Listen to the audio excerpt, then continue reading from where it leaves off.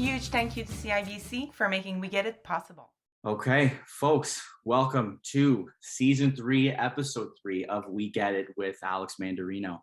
It is Valentine's Day, actually, for everyone out there. Monday, February 14th at 7 p.m. Eastern, when you are hopefully watching this episode. Hopefully, you're spending some time with your loved ones, your friends, your family. I'm spending it with a new friend, actually, Daniel Stolfi, as we expected. This was planned out clearly months in advance. But a special guest today, actor, comedian, and cancer patient advocate, someone who's been within the young adult cancer community for a while now, has probably brightened a lot of people's days with his comedy, with his emotion and personality, and just conversationalism. And I'm actually really excited to kind of get right into the topic of conversation today. Actually, a few topics of conversation. Realistically, we're going to get into a new memoir that he's released, which will be a very big topic, and kind of some fun stuff we'll get into. His life with comedy and cancer, and kind of how that's melded together, including family, and just how it's kind of worked out over the past little while. So I'll kind of stop talking and get right into it, Daniel. So we'll start with the first question. And first, I should say thank you for joining. I think this is a long time coming in regards to kind of getting this all started. As we mentioned before the podcast, I think kind of started. I mean, I think you and I kind of have crossed paths, but have never kind of sat down and had a conversation. So definitely pumped. Why don't we start with, what are 3 words you'd use to describe yourself? Okay, funny. I mean, I think I'm pretty funny. Friendly and grateful. I'm very grateful person. Nice. So thank you very much for doing this and having me here. Anytime. And it's ironic as you say that there's the no fun shirt. I know. I love it. I know it was all planned out. That's beautiful. So before we kind of get into a lot of the topic of conversation here, I kind of like to start just like introducing everyone in regards to their cancer world. So for those who might not know you in any capacity, can you tell us a little bit about your cancer story with stage 3 acute non-Hodgkin's T lymphoblastic lymphoma? It's a mouthful to say. I'm sure there was a lot to go through too. Yeah, it's a mouthful. When I was first told what it was, it took me forever to memorize it. But now I say it pretty easily. But I was 25 years old. It was March of 2008, and I was just having those symptoms, but that felt like the flu and the cold and all that kind of stuff. And I'm 25 years old, so I'm thinking it's just the flu. It's a cold. COVID didn't exist at the time, so I'll go get some antibiotics and I'll get back to work and I'll do my thing. The first doctor I saw diagnosed me with a sinus infection, because he's like, "You're young. It's a sinus infection going around." So I went home, and I had night sweats, the chest pain, coughing. I was like, this isn't a sinus infection. The antibiotics aren't working. This is only getting worse. Yeah. So I had a choice: go back to the walk-in clinic or go out that night with my friends, because I was 25. No, absolutely.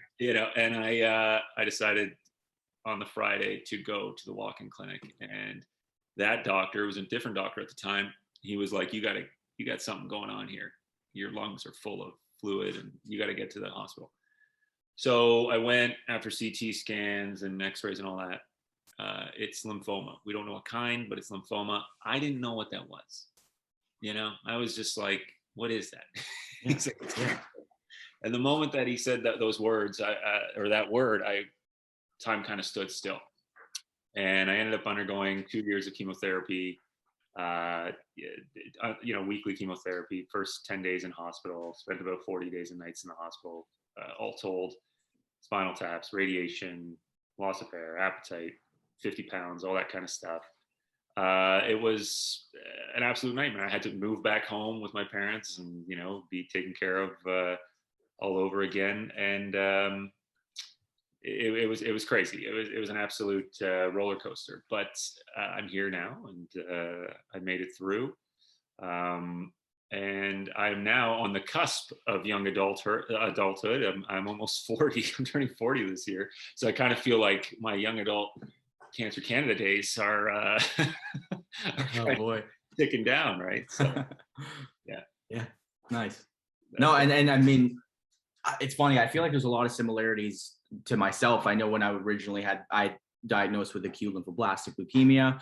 They mentioned lymphoma, didn't know what that meant. So, I mean, it just brings you into this whole new world that you obviously don't think of at, whatever age you are, whether it's early 20s, mid 20s, it kind of just throws you for a loop. And I mean, just kind of transitioning to a lot of the topic that we're going to discuss today, really is acting and comedy, which is something that is clearly, whether it's cancer related or not, it's a massive pillar in your life. But where did that passion for these two mediums really initially come from?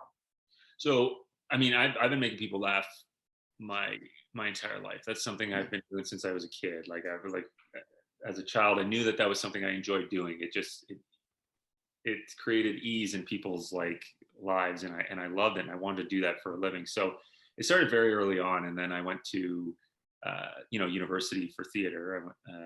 But secretly I was like, I want to do comedy, and comedic theater, or stand-up comedy and that kind of stuff. And I ended up going to the University of Guelph for theater studies, and I graduated and then immediately enrolled in the Second City and did the conservatory program there. And I sketch comedy. I just dug into anything. I got an agent. I got my headshots done. I was like, this is what I'm doing.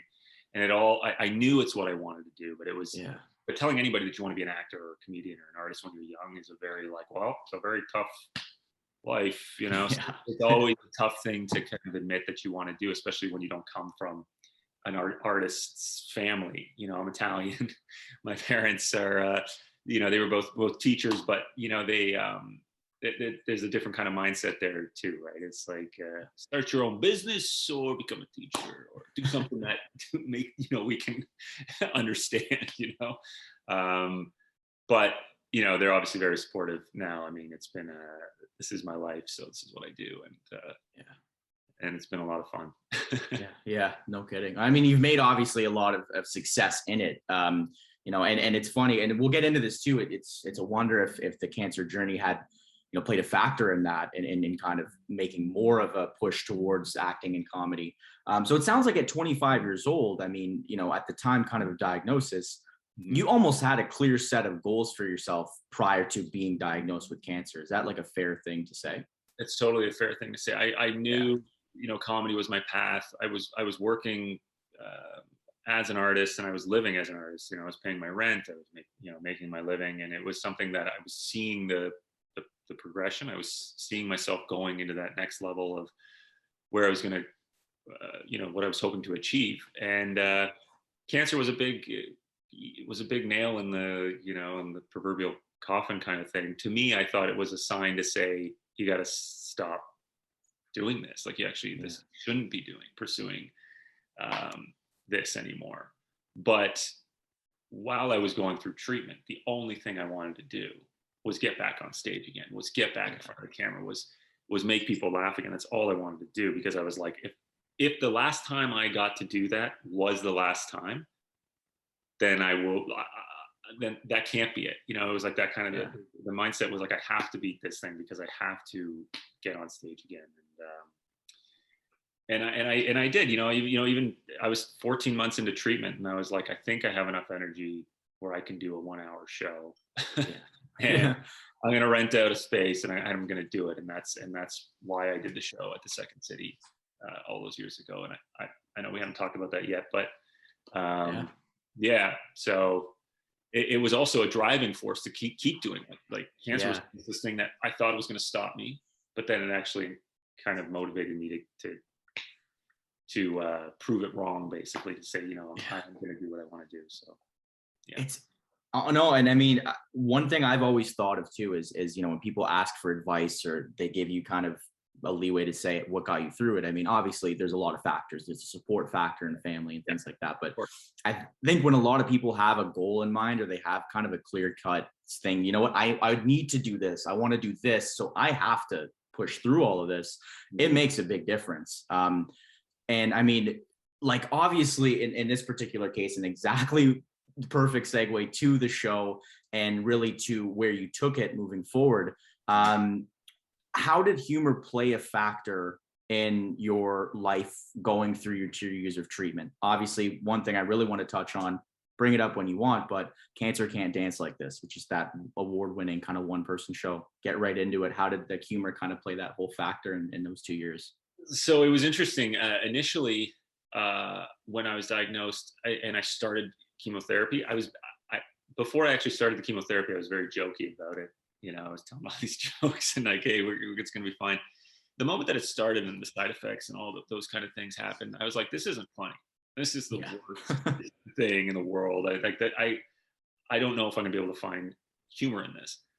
And I remember a lot of people calling me being like, you're gonna have a lot of material and those kind of like jokes. I'm like, this isn't funny. Like, you don't get it. Like, this is not fun. This is the worst thing ever. But I'm a comedian, so naturally I started to find humor in these scenarios. So basically, what people said to me or how they spoke to me, or like what it was like to lose my hair. Like, I just started to find kind of this weird humor in it, and it's hard to explain to people, but I decided in one moment to either go dramatic and tragic or go with humor and comedy. Yeah. And I'm a funny person. I like making people laugh. I went with comedy, and so I really wanted to kind of share my story in a funny way. And people were like, you cannot make cancer funny. Cancer is not a funny thing. You can't make a comedy show about it.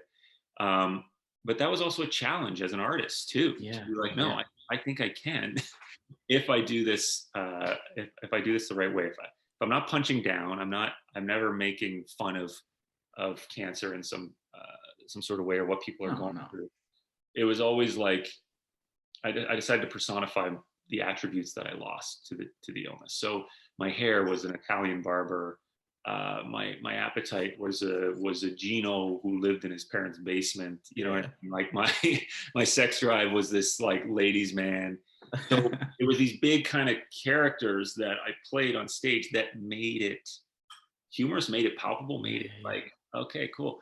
And then some stand-up comedy in there as well, just about the funny things you see on TV, commercials, weird stuff, Lance Armstrong jokes, stuff like that. So I was able to find humor that way, and laughing through it was just, they say laughter is the best medicine. It's a cheesy kind of thing, but it honestly helped tremendously to be able to find that humor and light in it. So 100%.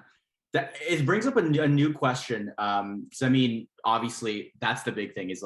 I feel like, especially as an actor in the arts in some capacity, if you can find a way to challenge yourself, it obviously you can overcome it. But I think when you push past the challenge and you're thinking, people tell me I can't make it funny, I'm going to do my best to do it. Right?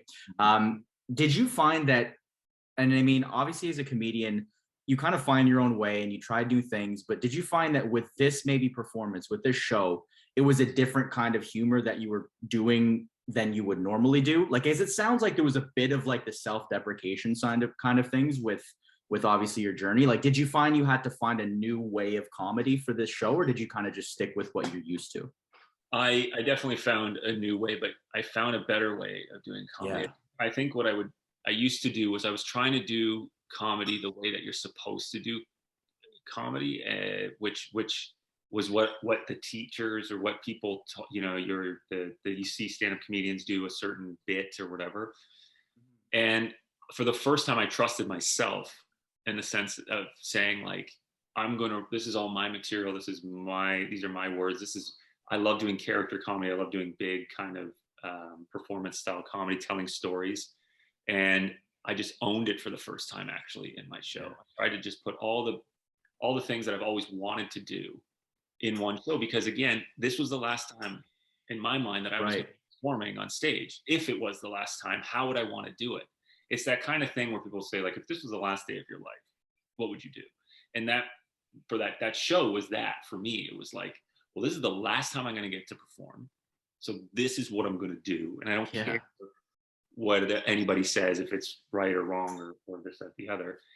And thankfully, the audience, I think, appreciated that more than anything. I wasn't sticking to some sort of formula or whatever. I was doing my thing, and I think that rawness and that realness was what really made people gravitate towards it. Yeah. 100%. I think, I mean, in that sense too, if you're putting on a front, I feel like people can see through it a lot if you're not dedicated towards it. So kind of putting that wholesome and that that realness into the whole production, I think makes a big difference too. That's awesome to hear. switching topics to a new medium that you're this is kind of a big piece for you. 12 years in the making, this book. Just, is that kind of the play? That's the idea? Unbelievable. Yeah. I mean, yeah, it's crazy. Like I was never planning on writing a memoir. That it just was not, or like a book about my experience. It just wasn't. I'm not a writer. I'm not an author. Yeah. That was never who I was. I write sketch comedy. I write stand-up comedy. I write, maybe TV, film, that kind of stuff. But a book, like, no, that's. Yeah. But what I was doing was just keeping basically a record of what I was going through in real time, just so that if I had to look back on it one day, I'd be able to remember exactly what happened. I wouldn't have any false memories, because we can often do that where it's like, oh no, I think the doctor said, or I was writing it all down just as I was going. Yeah. Again, with no intention of publishing it or turning it into a memoir. But as time went by, I kept chipping at it, and the memories were so fresh. And I ended up going to New York for 2 weeks, and I had a lot of time to kind of kill in between a comedy workshop that I was taking and doing stand-up comedy at night. So I'd go to the New York City Public Library and I would just write. It was kind of catharsis also, just to write stuff out. I bet, yeah. And when I came back, I'm like, I think I have something here. I don't know what I'm going to do with it. So it kind of just sat on my computer, and then I talked to some people. My girlfriend turned fiance at the time, now wife, was kind of like, well, I don't know, you should share it with somebody else who's writing a memoir. It might be a thing. Yeah. Okay, so I took a meeting. She was like, this is really good. Can I take a pass at it and like just sort of help you out? I'm like, sure. Edited this thing, and it just sort of started to go from there. I started taking workshops. I went to publishers. They all said no. I went to lit agents. They all said no. Yeah. I want to do a memoir about cancer, or I'm not famous enough, basically, so forget it. So I was like, all right. And then it sat again for 2 or 3 years. And then last year, I'm telling you the whole story, but go for it. Yeah.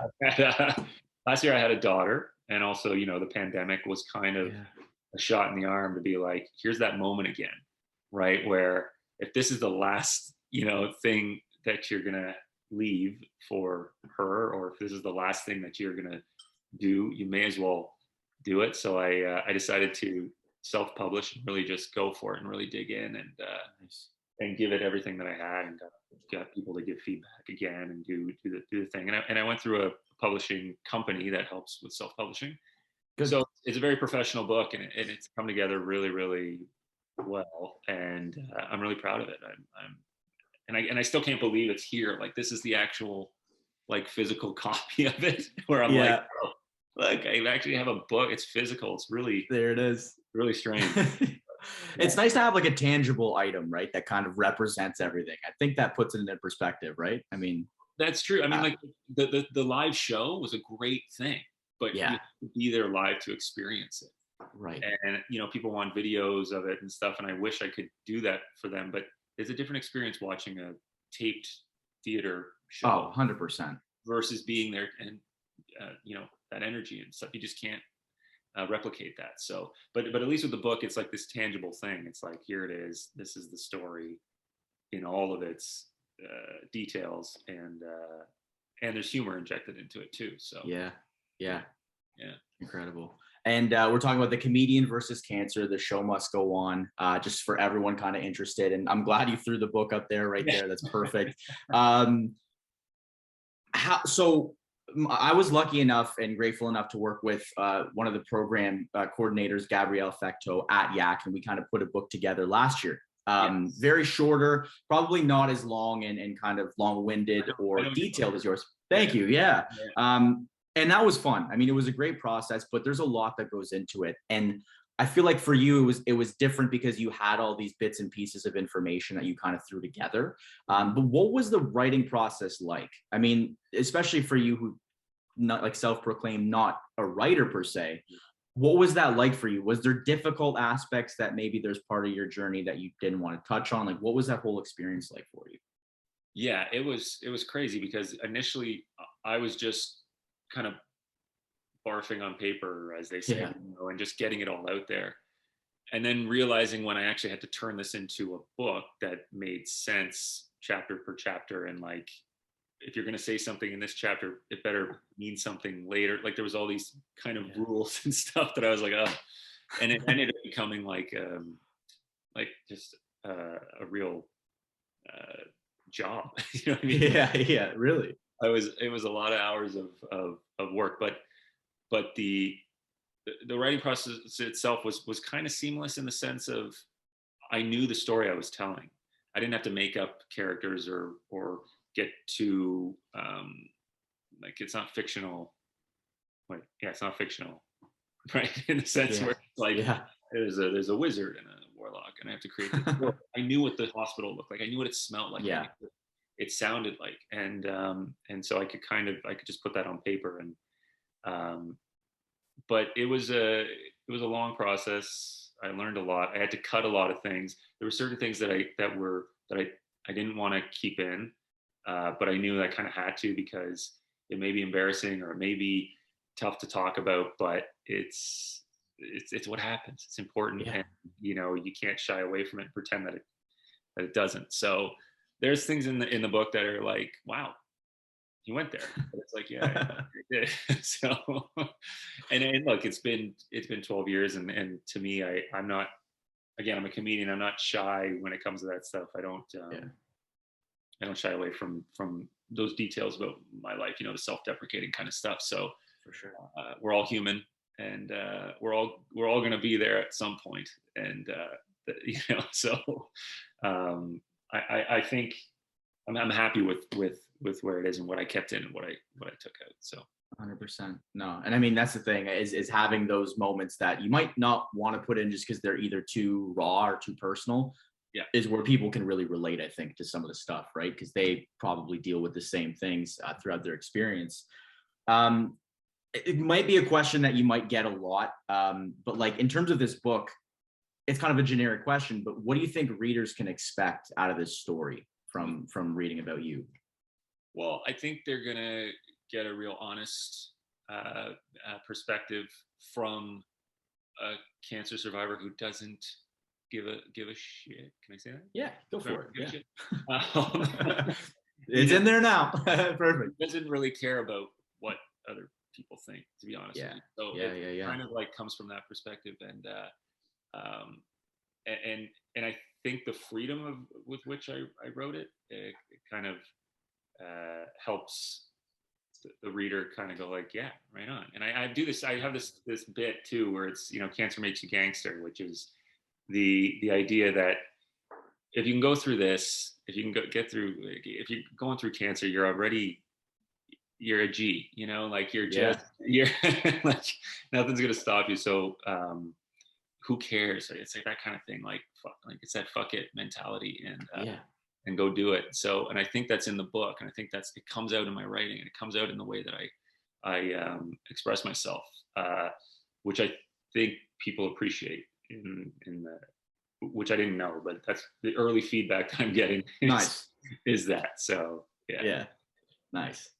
And just kind of going back to that writing portion, because for everyone, some people love writing, they hate it. There's the editing portion. There's what's your favorite part about it? Like, was it recounting the stories again? Did you one of those few people that like the editing? Like, what was that really prime part for you? So there was two parts that I really liked. The one part where I already mentioned was when I was in New York, and I was in the New York City Public Library, just writing every day for like 4 hours while listening to hip hop and Tupac. I was just loving that. It was just such an amazing experience, just getting it out on paper.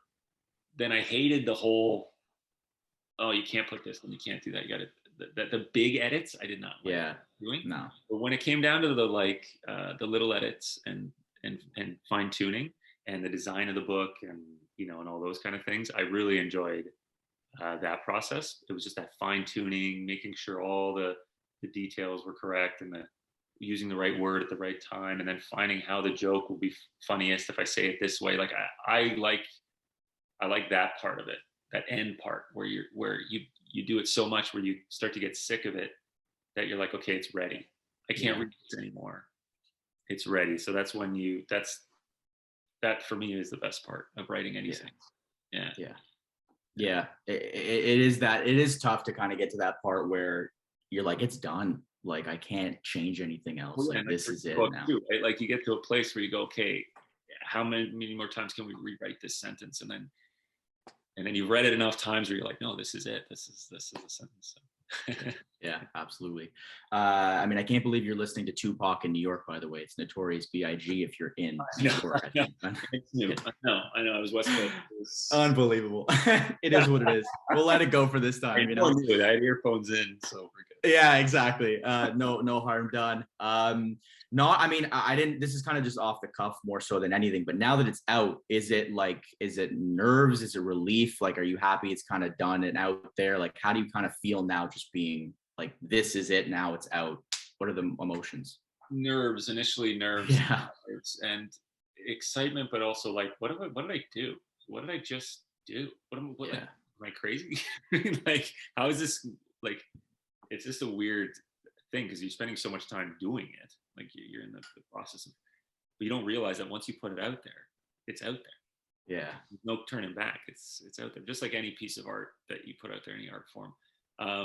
But this is it's a wild story, right? That I am putting out there. So nervous for sure.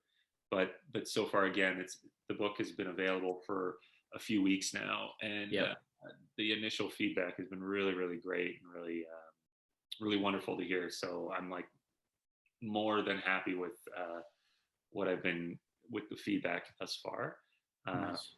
So I feel like it was the right time, and it was ready. I feel like it was ready. So yeah. No, that's awesome. That's awesome. It's funny just because like when your book's out, it's out, you know, like there's no editing to it anymore. Right.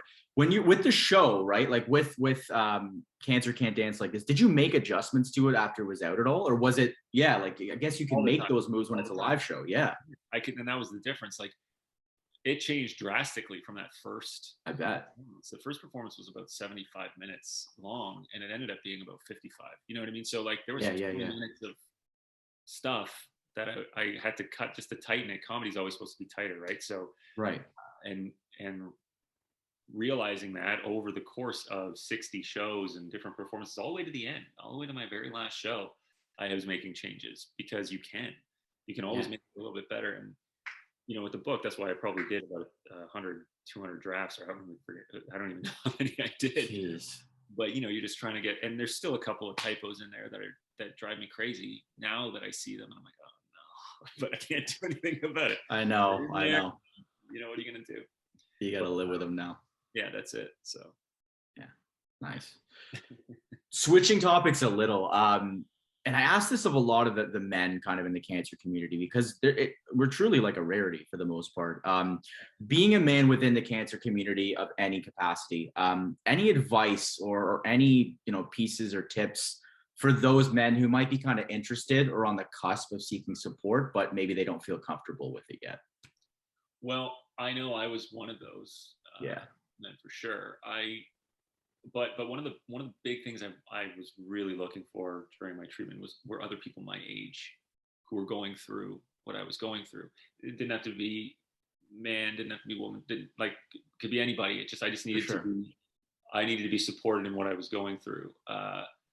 And I couldn't find that. It was impossible until a couple of patients my age happened to waltz into the and they were guys. And we became like the mob bosses of the cancer ward, of like the Sunnybrook Hospital, weekly chemotherapy for sure. And but in that meant the world to me. But then also like signing up for the Young Adult Cancer Canada retreat in 2009 was terrifying. I didn't know, I wasn't sure if I was going to do it, but I did. And I was the only guy there, and there was one other male cancer survivor as well. Yeah. And we were roommates, and we nice, of course.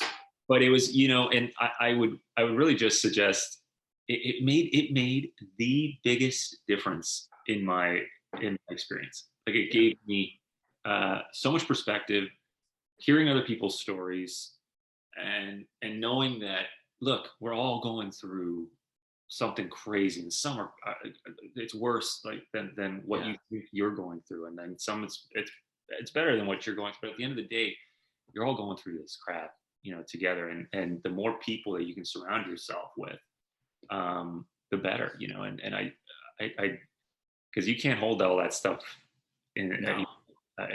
And I think that's also a reason why I wrote this book. I think it's the reason why I did my show, is because you're carrying a lot of stuff, and guys have a tendency to carry it a little bit more, maybe. I don't know. Right in here, yeah. But yeah, just bury it down. Yeah. So I don't know. I don't know what to recommend or suggest. I would just say, trust yourself, do it. You can always say no. You can always turn around and go, no, it didn't work for me. But just, get out there and see if you can connect with people and talk about it, who understand it, because it'll make a huge difference. 100%. Yeah, I love that. No, and I mean, it is true. Like there's almost at a certain point, like just jump in, give it one shot. Like you said, what's the harm? You can stop at any point. You can kind of take a step back. But I think there's the tidbit of also like journaling or doing comedy or a show or any type of way to kind of get that out of your own, like internally. I think that makes a difference too, to just be able to put something out there, because you kind of get all those emotions and feelings out. Like, I mean, I think, that's kind of a great way to start, right? Yeah, of course. And what better than the human interaction and, and trying to share stories, 100%. It's something you shouldn't have to carry around by yourself. Yeah. So. Agreed. All in all, I mean, how are things going with you? Like career, life, relationships? You said you just had a daughter this past year. Yeah. Congrats. That's incredible. Yeah. It's crazy. I don't know about you, but I mean, I had to, I was told that the chemotherapy probably would zap my baby makers. So, I put them away and did all that stuff. And I thought, okay, it had been about 8 years or so. And my wife and I just thought, they're kind of useless now. We probably just won't have kids or whatever. And, sure enough, my boys can swim. And, I love it. Which is great. And she's definitely mine. I was doing it, there's no question. We weren't going anywhere. But she's the greatest thing ever. I mean, it's just amazing to me that, looking at my life when I was 25, what I was going through, and then now looking at her, it's like, I don't even know. I feel like I'm in a dream sometimes. It's unbelievable. And awesome. That is the greatest thing, in my life. Anything that I've accomplished or maybe will accomplish at some point, she's everything. So yeah. Which is such a powerful statement. I'm 100% with you. I can't imagine anything like that. A book, a one-man show, but no, that's got to be the prized possession. I don't blame you in the slightest. That's amazing. Congrats again. That's awesome for you both. Beautiful. I love to hear that. So, I mean, we kind of touched on it, but not much, just so that you can kind of get that last bit of promotion out there. Where can we get this book, their memoir? Where can we kind of purchase that? I'll show it one more time. Yeah, let's do it. That's The Comedian versus Cancer. The Show Must Go On. It's available on Amazon, Indigo, Chapters Indigo, Barnes and Noble in the States. It's on all the ebook platforms, Apple Books. So it's very easy to find and to get. Just type in The Comedian versus Cancer, you'll find it. So yeah. And did you mention, I think I've read somewhere, is there any proceeds going anywhere particularly? I could be wrong about that. Yeah. So so percentage of the proceeds from the book are going to be going to Young Adult Cancer Canada. That was something that just it was a no-brainer for me. Yak has done so much for me, and like, again, without that connection to other people my age who get it, I just don't think I'd be in the same position that I am now. It just mentally it helped me so much. So a portion of the proceeds are definitely going to Young Adult Cancer Canada. So and I'm hoping to, I'm hoping to sell as many books as possible, so I can raise as much for them as possible. And and I think it's also just a good book. It's a good read. I think that should be number one. Yeah. It's rare that somebody says, "Hey, you want to read a good book?" So I think it's a good one. So maybe this one right here. Yeah, this one right here. This was decent, I think. Yeah. No, yeah, that's amazing. No, I appreciate you jumping on. We have one more question, and honestly, it's tough. I don't know if we'll be able to walk through this whole thing, but top three fruits, Daniel. I need to hear them right Wow, you went there. now. Like I had to take it there. Unbelievable. We talked about all this easy stuff. Yeah, drop the bomb right at the end. Fruits. Honestly, I've been eating a lot of bananas, Okay, raspberries, and blueberries. interesting. I find that berries always stick in groups. You always got to have at least 2 berries in the top 3. I find with a lot of people. So, Yeah. interesting take. Yeah, I was going to say mangoes or pineapple, but I've been eating, it's what I'm eating right now, and I'm always getting that. That's it. So that's it. All right, I'm taking notes. Thanks for bringing it up. I know. Yeah, this whole thing has just gone down the tubes now. We're disagreeing and unbelievable. You're like, why did I say that? Yeah. No, that's awesome. Incredible. Daniel, again, appreciate you joining us, promoting kind of the book. I'm obviously recording this, but in terms of genuinely, after talking to you and after kind of just getting a blurb, I think it's a no-brainer to just pick this up. So I'm very much going to be one of the next customers after this call. I'm not just saying that. I think we have a lot to relate to. I think you and I have a similar kind of in that respect. So I definitely want to check it out. Again, appreciate you jumping on. For all those watching and listening, we'll throw all of the information in the show notes on the YouTube channel and on the Yak website in terms of where to purchase everything. And any info, obviously questions, concerns, reach out. But Daniel, again, appreciate it. And we'll chat, I'm sure, sometime soon. All right. Thank you so much. You got it.